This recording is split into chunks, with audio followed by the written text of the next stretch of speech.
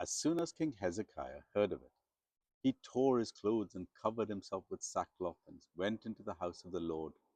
And he sent Eliakim, who was over the household, and Shebna, the secretary, and the senior priests, covered with sackcloth, to the prophet Isaiah the son of Amos.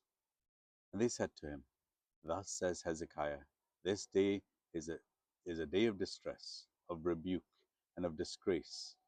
Children have come to the point of birth, and there is no strength to bring them forth. It may be that the Lord your God heard all the words of Rabshakeh, whom his master the king of Assyria has sent to mock the living God, and will rebuke the word that the Lord your God has heard. Therefore lift up your prayer for the remnant that is left. When the servants of King Hezekiah came to Isaiah, Isaiah said to them, Say to your master, Thus says the Lord, Do not be afraid because of the words that you have heard, which the servants of the king of Assyria reviled me. Behold, I will put a spirit in him, so that he shall hear a rumor and return to his own land. I will make him fall by the sword in his own land. Then Rabshakeh returned and found the king of Assyria fighting against Libnah, where he heard that the king had left Lachish. Now the king heard concerning Tirhakah, king of Cush. Behold, he has set out to fight against you. So he sent messengers again to Hezekiah, saying, Thus shall you speak to Hezekiah, king of Judah. Do not let your God, in whom you trust, deceive you by promising that Jerusalem will not be given into the hands of the king of Assyria. Behold, you have heard that the kings of Assyria have done to all the lands, devoting them to destruction, and shall be delivered. Have the gods of the nations delivered them? The nations that my fathers destroyed? Gozan, Haran, Rezeph, and the people of Eden who were in Telazar? Where is the king of Hamath, the king of Arpad, the king of the city of Sepharvaim, the king of Hena, or the king of Ivah? Hezekiah received the letter from the hand of the messengers and read it. And Hezekiah went up to the house of the Lord and spread it before the Lord. And Hezekiah prayed before the Lord and said, O Lord, the God of Israel, enthroned above the cherubim, you are the God, you alone, of all the kingdoms of the earth. You have made the heavens and the earth.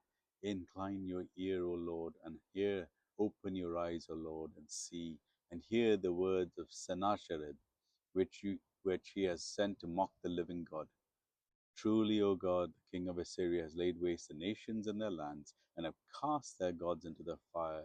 But they were not gods, but the work of men's hands, wood and stone. Therefore they were destroyed. So now, O Lord our God, save us, please, from his hand, that all the kingdoms of the earth may know that you, O Lord, are God alone. Then Isaiah the son of Amos sent to Hezekiah, saying, Thus says the Lord, the God of Israel, Your prayer to me about Sennacherib, king of Assyria, I have heard. This is the word the Lord has spoken concerning him. She despises you, she scorns you, the virgin daughter of Zion. She wags her head behind you, the daughter of Jerusalem. Whom have you mocked and reviled? Against whom have you raised your voice and lifted your eyes to the heights? Against the Holy One of Israel? By your messengers you have mocked the Lord, and you have said, With my many chariots I have gone up to the heights of the mountains, to the far recesses of Lebanon.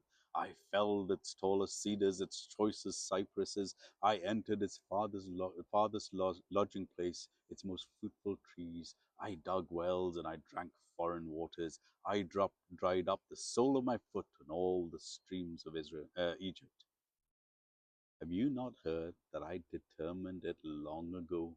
I planned from days of old what now I bring to pass, that you should turn fortified cities into heaps of ruins, while their inhabitants, shorn of strength, are dismayed and confounded, and have become like plants of the field, like tender grass, like grass on the housetops, blighted before it is grown.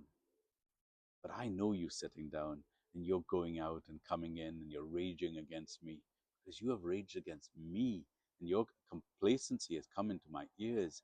I will I will put my hook in your nose, my bit in your mouth, and I will turn you back on the way by which you came. And this shall be the sign to you. This year eat what grows of itself, and the second year what springs of the same. Then, in the third year, sow and reap and plant vineyards and eat their fruit. And the surviving remnant of the house of Judah shall again take root downwards and bear fruit upwards. For out of Jerusalem shall come a remnant, and out of Mount Zion a band of survivors. The zeal of the Lord will do this. Therefore, thus says the Lord concerning the king of Assyria: He shall not come into this city, or shoot an arrow there, or come before it with a shield, or cast up a siege mound against it. By the way that he came, by the same he shall return, and he shall not come into this city, declares the Lord. For I will defend this city to save it, for my own sake and for the sake of my servant David. And that night the angel of the Lord went out and struck down 185,000 in the camp of the Assyrians. And when people rose early in the morning, behold, these were all the dead bodies. Then Sennacherib, king of Assyria, departed and went home and lived in Nineveh. And as he was worshipping the house of Nisroch his god, Adam-melech and Sharezer his sons struck him down with sword and escaped into the lands of Ararat. And Esarhaddon his son reigned in his place. 2 Kings chapter 19.